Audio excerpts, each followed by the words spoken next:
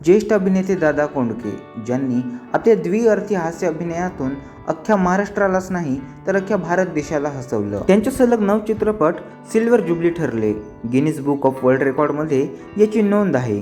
तर आजची गोष्ट आहे दादा कोंडके यांची. 8 ऑगस्ट 1932ला गोकुळ अष्टमीच्या दिवशी दादांचा जन्म झाला. गोकुळ अष्टमीच्या दिवशी जन्म झाल्यामुळे त्यांचे नाव कृष्णा ठेवण्यात आले, पण सगळे त्यांना दादा म्हणूनच हाक मारत. पुढे जाऊन त्यांनी दादा हेच नाव वापरायला सुरुवात केली. सुरुवातीच्या काळात दादांच्या जीवनात खूपच कष्ट आले, कारण की त्यांच्या आईवडिलांचा निधन झाला. नंतर दादा त्यांचेच भाऊ धोंडीरामकडे राहू लागले. उदरनिर्वाहासाठी त्यांनी अपना बाजार या ग्रोसरी शॉपमध्ये काम करू लागले. पुढे त्यांनी बँड पार्टी जॉईन केला, त्यामुळे त्यांना बँडवाले दादा असे संबोधले जाई. दादा कोंडकेंनी सुरुवातीला सेवा दलमध्ये कार्यकर्ता म्हणून काम केले. याच दरम्यान ते पथनाट्यात काम करू लागले. ते हळूहळू नाट्य दिग्दर्शक आणि लेखकांच्या नजरेत येऊ लागले.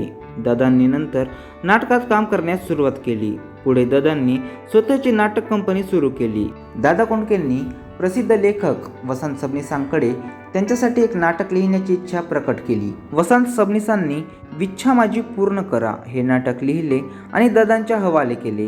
हे नाटक दादांच्या करिअरचा टर्निंग पॉईंट ठरला. हा नाटक सुपरहिट ठरला. या नाटकाचे तब्बल 1500 प्रयोग अख्ख्या महाराष्ट्रात पार पडले. दादा कोंडके नाट्य जगताचे सुपरस्टार बनले होते. हळूहळू त्यांचे नाव मराठी प्रोड्युसर आणि डायरेक्टरांच्या कानावर येऊ लागले. विच्छा माझी पूर्ण करा या नाटकानंतर दादा कोंडके स्पॉटलाईटमध्ये आले होते. त्यांनी 1969मध्ये तांबडी माती या चित्रपटातून फिल्म इंडस्ट्रीमध्ये डेब्यूट केले. या पिक्चरला राष्ट्रीय चित्रपट पुरस्कार मिळाला. 1971मध्ये दादा फिल्म प्रोड्युसर झाले. त्यांची पहिली प्रोड्यूस फिल्म सोंगाड्या ही होती. त्यांच्या सोंगाड्या या चित्रपटासंबंधीचा वाद आजही अनेकांच्या स्मरणात आहे, कारण त्यांनी तत्कालीन बॉलिवूड सुपरस्टार देव आनंद यांना चित्रपटगृहात कडवी झुंज दिली होती. सोंगाड्या ही त्यांची निर्माता म्हणून पहिली कलाकृती होती. वसंत सबनीस यांनी लिहिलेल्या कथेवर गोविंद कुलकर्णी यांनी दिग्दर्शन केले होते. दादरच्या कोहिनूर थिएटरच्या मालकाने दादा कोंडके यांनी 4 आठवडे आधी थिएटर बुक करूनही देव आनंद यांचा 3 देवी या हा पिक्चर प्रदर्शित करण्याचा निर्णय घेतला. त्यानंतर दादा कोंडके यांनी शिवसेना प्रमुख बाळासाहेब ठाकरे यांच्याकडे मदतीची धाव घेतली. काही वेळातच शिवसैनिक जमा झाले आणि त्यांनी चित्रपटगृहाबाहेर निदर्शने करण्यास सुरुवात केली. अखेरीस सोंगाड्या हा चित्रपट कोहिनूर थिएटरमध्ये प्रदर्शित करण्यात आला आणि तो सुपरहिट ठरला. या घटनेमुळे दादा आणि बाळासाहेब ठाकरे या दोघांमध्ये घट्ट मैत्री झाली आणि दादा कोंडके कट्टर शिवसैनिक झाले. बॉलिवूड कलाकारांमध्येही दादा कोंडके खूप लोकप्रिय होते. आगे की सोच, तेरे मेरे बीच में, अंधेरी रात में, दिया तेरे हाथ में आणि यासारख्या काही बॉलिवूड चित्रपटांमध्ये त्यांनी काम केले. धर्मेंद्र, जितेंद्र आणि अमिताभ बच्चन यासारख्या अभिनेत्यांनीही त्यांच्या यशाचं कौतुक केलं. बॉलिवूड अभिनेत्री रेखा यांनी तर दादा कोंडके यांच्या भिंगारी या चित्रपटाचा भाग असलेली कुठे कुठे जायचंय हनीमूनला ही लावणीही केली होती. या गाण्यासाठी ज्येष्ठ गायिका आशा भोसले यांनी आपला आवाज दिला होता. दादांनी नेहमी एकाच टीमसोबत काम केले.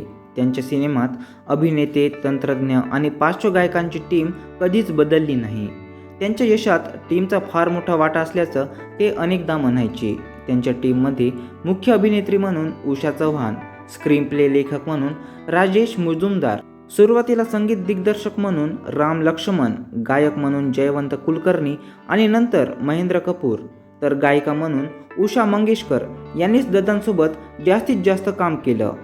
दादांच्या काही अजरामर चित्रपटांवर नजर टाकायची झाल्यास तांबडी माती, सोंगाड्या, एकटा जीव सदाशिव, आंधळा मारतो डोळा, पांडू हवालदार, तुमचा आमचा जमला, राम राम गंगाराम, बोट लावेल तिथे गुदगुल्या, ह्योच नवरा पाहिजे मला, आली अंगावर, तेरे मेरे बीच में, खोल दे मेरी जुबान, अंधेरी रात में, दिया तेरी हात में, मुका घ्या मुका, आगे की सोच, मला घेऊन चला, पडवा पडवी, येऊ का घरात, सासरचे धोतर, वाजवू का, हा त्यांचा लास्ट चित्रपट. दादांचे वैयक्तिक आयुष्य अत्यंत वादग्रस्त होते. त्यांनी नलिनी नावाच्या महिलेशी लग्न केले होते आणि नंतर त्यांचा घटस्फोट झाला. घटस्फोटाच्या याचिकेत नलिनी यांनी म्हटले होते की दादा आणि तिने कधीही लग्न केले नव्हते आणि 1967 पासून तिचा त्यांच्याशी कोणताही संपर्क नव्हता. दादांच्या बहुतांश चित्रपटात झळकलेली एक अभिनेत्री ती म्हणजे उषा चव्हाण. पडवा पडवी, एकटा जीव सदाशिव, सोंगाड्या, मला घेऊन चला, गनिमी कावा, राम राम गंगाराम अशा अनेक चित्रपटांमध्ये उषा चव्हाण यांनी दादा कोंडके यांच्यासोबत काम केले होते. त्या काळी दादा कोंडके आणि उषा चव्हाण यांच्या अफेअरच्या चर्चा रंगल्या. पण या संदर्भात एक महत्त्वाचं विधान दादांनी एका मुलाखतीत दिलं होतं. दादांच्या एका मित्राने त्यांना तुमच्या आणि उषा चव्हाण यांच्यामध्ये काही आहे का असं प्रश्न विचारलं. तेव्हा दादांनी त्यांना सांगितलं होतं की माझ्यात आणि उषामध्ये जवळीक होती, पण ती फक्त कामाच्या बाबतीत होती. आमच्यात असं काहीच नव्हतं. त्या काळी माझ्या मागे इंडस्ट्रीतील अनेक अभिनेत्री होत्या, पण माझ्या प्रसिद्धीमुळे आणि संपत्तीमुळे त्या माझ्या मागे होत्या. नाहीतर एका म्हाताऱ्या माणसासोबत ऐन तारुण्यातील अभिनेत्री लग्न करण्यास का तयार होईल असं देखील दादा म्हणाले होते.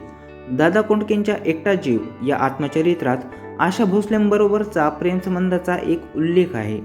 70च्या दशकातील ही गोष्ट आहे. आशा भोसले आणि दादा कोंडकेंचं एकमेकांवर प्रचंड प्रेम होतं. आशाताई आणि दादा कोंडके दोघेही घटस्फोटित होते. विच्छा माझी पूर्ण करा या नाटकामुळे दोघेही जवळ आले. आशाताईंनी दादा कोंडकेंची आणि नाटकातील कलाकारांची भरभरून स्तुती करायच्या. त्यांनी हे नाटक अनेकदा पाहिलं. या दरम्यान दोघांची जवळीक वाढली. दोघेही सोबत फिरायचे, रेस्टॉरंटमध्ये जेवायला जायचे. एक दिवस आशा भोसलेंनी दादा कोंडकेंसमोर लग्नाचा प्रस्ताव ठेवला. मात्र यावेळी त्यांनी 2 अटी ठेवल्या. एक म्हणजे लग्नानंतर कोंडके हे आडनाव वापरणार नाही आणि दुसरं म्हणजे दोघांनीही आशा भोसलेंच्या घरी राहायचं. हे ऐकून दादा कोंडकेंनी आशाताईंना नम्रपणे लग्नासाठी नकार दिला. पुढे आशाताईंनी सिंगर R.D. बर्मन यांच्यासोबत लग्न केलं आणि दादा कोंडकेंनी आजीवन लग्न केलंच नाही. 14 मार्च 1998 रोजी पहाटे 3:30 वाजता दादर, मुंबई येथील रामा निवास या निवासस्थानी त्यांना हृदयविकाराचा झटका आला. त्यांना तातडीने शुश्रूषा नर्सिंग होममध्ये नेण्यात आले. तेथे त्यांचा मृत्यू झाला. धक्कादायक म्हणजे आदल्या दिवशीच दादा कोंडकेंनी नियमित तपासणी केली होती. तेव्हा ते एकदम हेल्दी होते. दादा कोंडकेंचा जेव्हा निधन झाला तेव्हा ते उषा चव्हाण यांच्यासोबत जरा धीर धरा या सिनेमात काम करत होते. त्यांच्या मृत्यूच्या काही महिन्यानंतर समोर आले की शुश्रूषा येथील डॉक्टरांनी पोस्टमॉर्टम करण्याचा निर्णय घेतला होता. पण तेव्हा अचानकपणे दादा कोंडके यांना त्यांच्या घरी आणण्यात आले आणि याच कारणामुळे त्यांच्या मृत्यूवर आजही प्रश्न उपस्थित केले जातात. व्हिडिओ आवडला असेल तर लाईक करा, कमेंट करा आणि चॅनलला सबस्क्राईब करा. धन्यवाद.